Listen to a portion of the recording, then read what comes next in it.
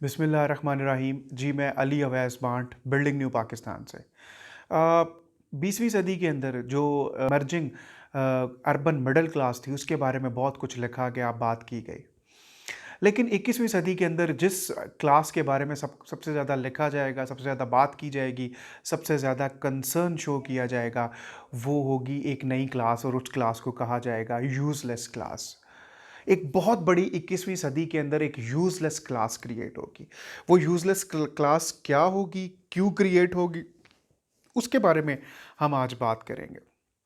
देखें, एक एरा था जो एग्रेरियन एरा था, और एग्रेरियन एरा के बाद इंडस्ट्रियल रेवोल्यूशन आया, और बहुत सारे काम जो इंसान जिस्मानी तौर के ऊपर करते थे, वो मशीनों ने वो काम करने स्टार्ट कर दिए। और एक फिनोमेना ये भी डेवलप हुआ कि बहुत सारे जो इंसान हैं वो अनएम्प्लॉयड हो जाएंगे, मैस अनएम्प्लॉयमेंट होगी। क्योंकि जो काम इंसान करते थे वो काम मशीनों ने करने स्टार्ट कर दिए।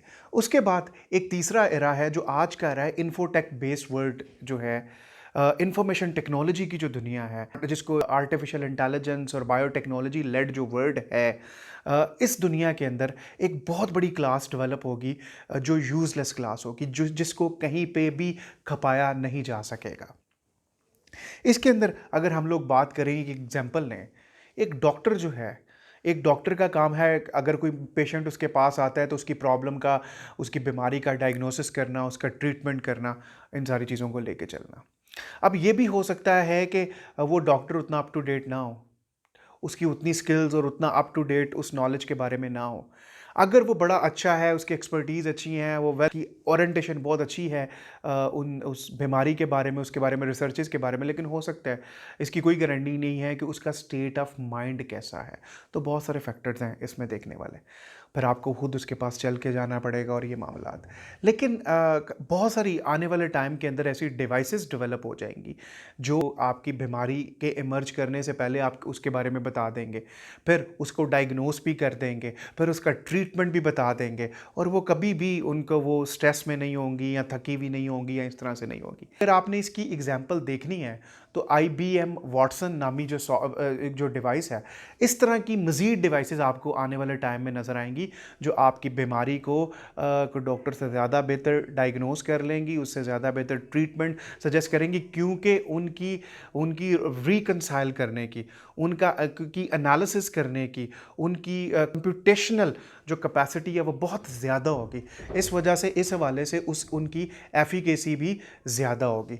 अब इससे जब आगे चलते हैं तो अब बात ये की जाती है कि एक फिनोमेना ये है, एक पर्सपेक्टिव ये है कि जैसे कि मैंने पहले बात की थी कि इंडस्ट्रियल रेवोल्यूशन जब आया तो उसके बाद भी ये ख्याल किया जा रहा था कि एक मैस लेवल की जो है वो एक मैस लेवल की अनएम्प्लॉयमेंट होगी, क्योंकि वो सारी जॉब्स जो बंदे करते थे, वो मेजॉरिटी जॉब्स जो थी वो मशीनों ने ले ली थी। तो आज के दौर में भी यही कहा जाता है कि उस वक्त भी ये एक डर था, एक खौफ था कि मैस लेवल की अनएम्प्लॉयमेंट होगी, लेकिन ऐसा नहीं हुआ, और आगे भी ऐसा नहीं होगा। लेकिन उस पर्सपेक्टिव में और आज के आर्गूमेंट में थोड़ा फ़र्क है। इंसान की दो ही एबिलिटीज़ हैं, एक फिजिकल एबिलिटी और दूसरी कॉग्निटिव या मेंटल एबिलिटी है। फिजिकल एबिलिटी जो थी वो तो मशीनें जब आई तो उन्होंने ओवरकम कर ली। इन्फोटेक बेस्ड जो वर्ड है, इसमें जो आर्टिफिशियल इंटेलिजेंस है, इसमें जो बायोटेक्नोलॉजी है, इसमें जो रोबोटिक्स हैं, ये सारी चीज़ें कॉग्निटिव जो बहुत सारे काम इंसान करते हैं, मेजॉरिटी काम जो है उनको ओवरकम कर लेंगे। अब मेरा कहने का मकसद ये नहीं है कि ये जो नई फील्ड डेवलप होगी इसकी वजह से कि इसमें नई जॉब्स पैदा नहीं होंगी, नई जॉब्स पैदा होंगी, लेकिन जो डाइंग रेट है पहले से मौजूद जॉब्स का वो कहीं गुना ज़्यादा होगा, और जो पैदा होने वाली जॉब्स होंगी वो बहुत कम होंगी। और दूसरा, पैदा होने वाली जॉब्स के अंदर जो एक चीज़ इंपॉर्टेंट होगी कि वो फील्ड जो हैं वो उस इतनी तेज़ी के साथ उनमें तब्दीली आएगी कि बहुत सारी ऐसी चीज़ें जो आज रेलेवेंट हैं, बहुत सारी ऐसे टूल्स, बहुत सारी ऐसी टेक्नोलॉजीज़, बहुत सारे ऐसे मेथड्स जो आज रेलेवेंट है वो आज से 5 साल के बाद रेलेवेंट नहीं रहेंगे। तो उस बंदे को, या जो नई जॉब्स पैदा हो रही होंगी, उसमें उन लोगों को बार बार खुद को रिक्रिएट करना पड़ेगा।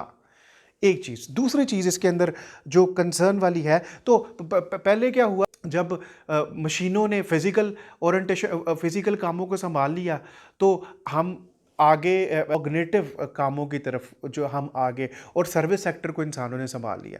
लेकिन अब जब फिजिकल एबिलिटी और कॉग्निटिव एबिलिटी दोनों को ओवरकम कर लिया है, दोनों के ऊपर एक इजारादारी हो जाएगी मशीनों की या रोबोटिक्स की या आर्टिफिशियल इंटेलिजेंस की या इंफॉर्मेशन टेक्नोलॉजी की, तो इसके तो तीसरी कोई एबिलिटी नज़र नहीं आती जहाँ पे इंसानों को खपाया जाएगा। इसके बाद जब नई जॉब पैदा हो भी रही होंगी, उसमें लोग रिक्रिएट भी कर रहे होंगे, थोड़ी टफ सिचुएशन होगी।